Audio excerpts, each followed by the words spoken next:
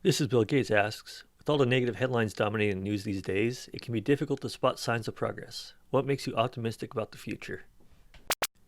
People here are talking about cancer cures. Stanford Medicine made the biggest breakthrough in history just last month. They cured 90 out of 90 infected mice with different kinds of cancer with just one shot of medicine. Oh man, I got cancer. Can't come to work today, boss. Oh boy, imagine the price. $1 million per injection. Let's hope this can brighten and save the lives of thousands of people every day. No, they didn't. They make a breakthrough like so many research facilities and universities around the world. Your corrupt, profit-driven healthcare companies and universities are not to be lauded. Thank you. I somehow completely missed that awesome news. How long until Big Pharma suppresses the discovery so we never hear about it again?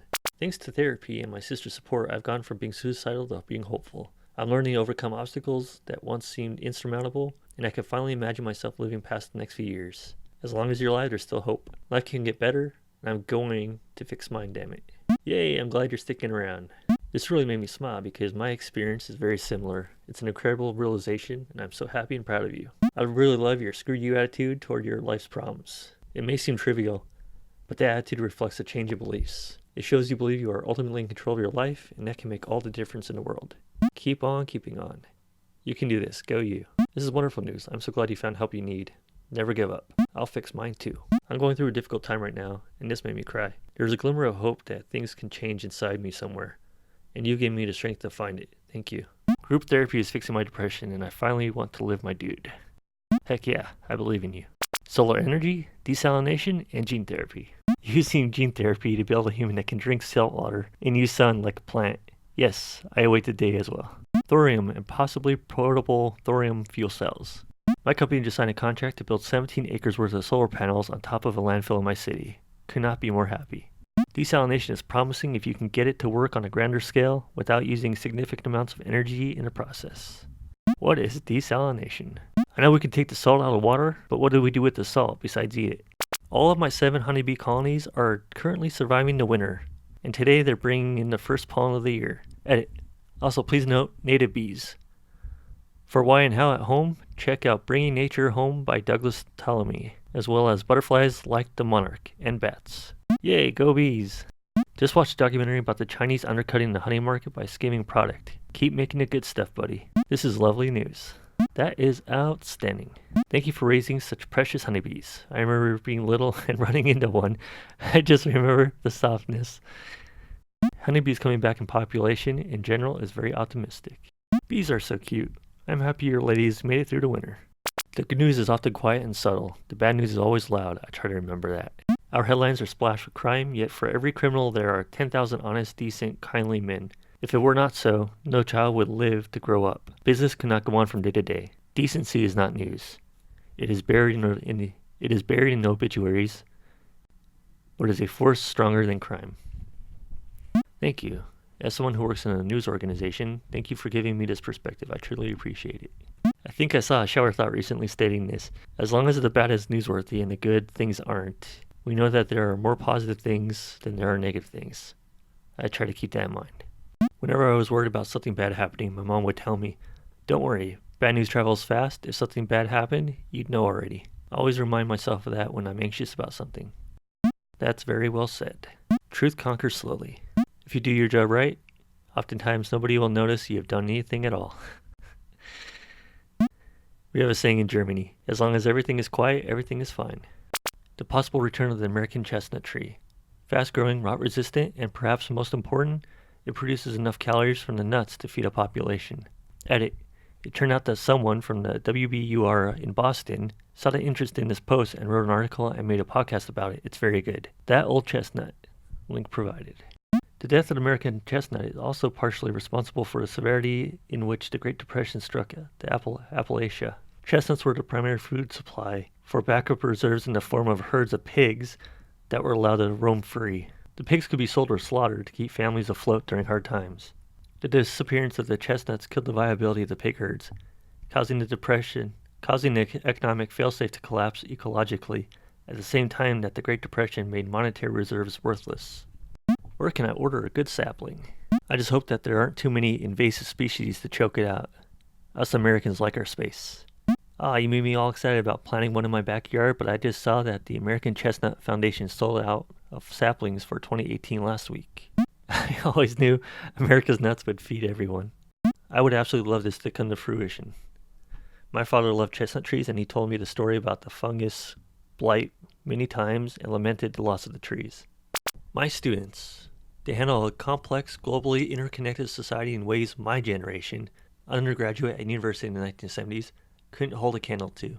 Any color, any sexual orientation, any disability, any nationality, it's all good, so long as you're not an a-hole. We may be approximating Dr. Martin Luther King's hope for a world where people are judged by the content of their character rather than the color of their skin.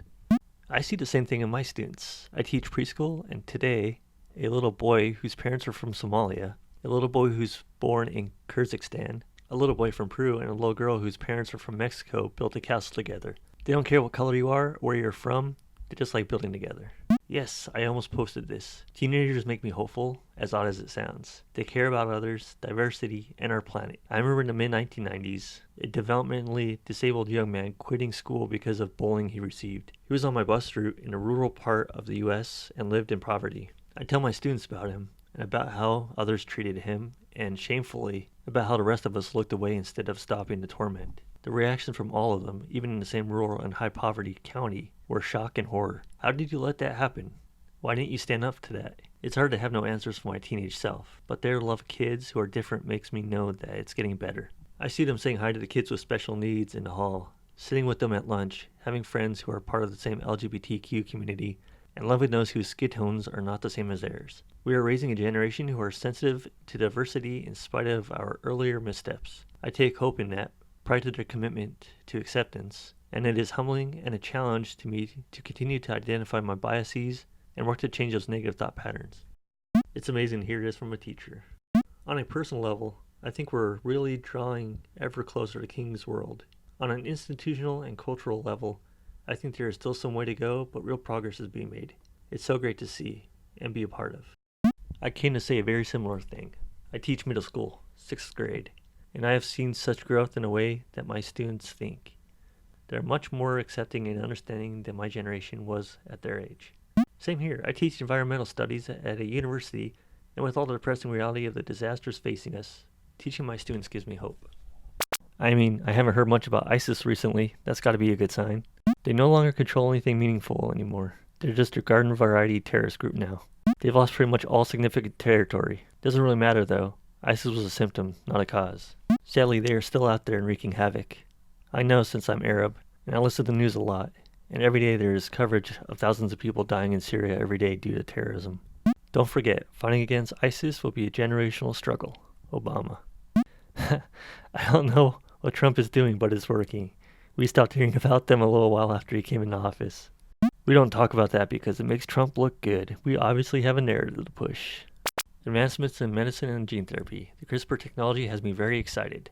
Also, the James Webb Space Telescope is going to bring about many new discoveries. Feels like we haven't had a huge discovery recently. Hopefully we get something big within a decade or so. Edit. As people have pointed out, we have made some significant discoveries recently.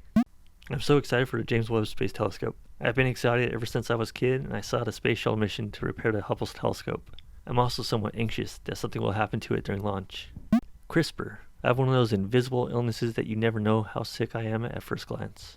I have glaucoma, osteonecrosis, and had a stroke in high school. When I tell people I don't want to have kids to avoid passing my bad genes, they think I'm crazy, but if my kid would be guaranteed healthy, I'd consider kids. Each day, we get closer and closer to genetically engineered cat boys. I recently had a spinal canal tumor removed at Hopkins. I feel like even 10-ish years ago, something like that probably would have changed my life forever. But I remember being wheeled into the operating theater and it was so damn high-tech. Computers, monitors everywhere, a gigantic projection screen too. So they operated on me for 4-ish hours using small robotic tools and were able to get every trace of the tumor out. And I'm here today with very minor issues afterward, like a spinal canal tumor right above the nerves. One wrong move and I'm paralyzed.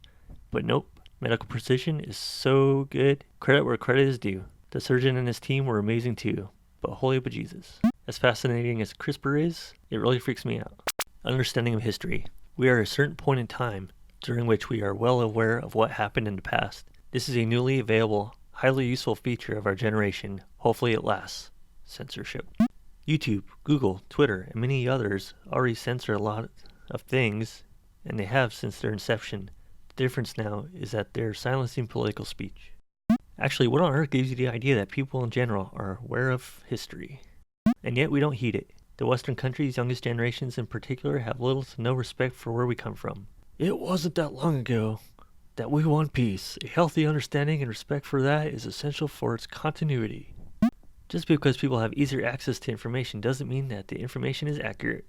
We live in a period of time where people choose their own reality and consume media that reaffirms and comforts. Instead of that confronts us with inconvenient truth and makes us think critically. The number of people on the internet that believe the Nazis were a liberal organization illustrates this perfectly. We may have greater access to information than ever before, but that also means that people who would mislead us have greater access to do so.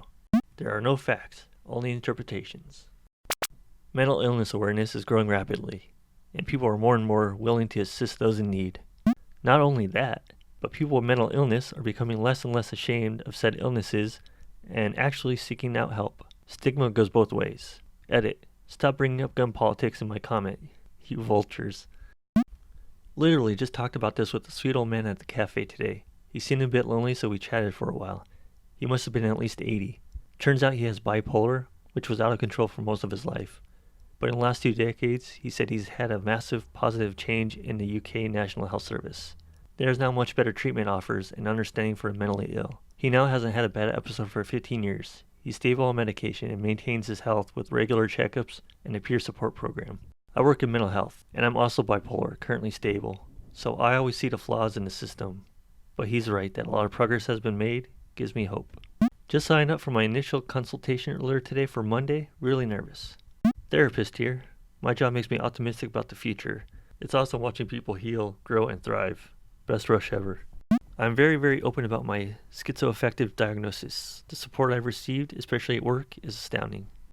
Shared collaborative projects like Wikipedia proving that people are inherently good. Wikipedia.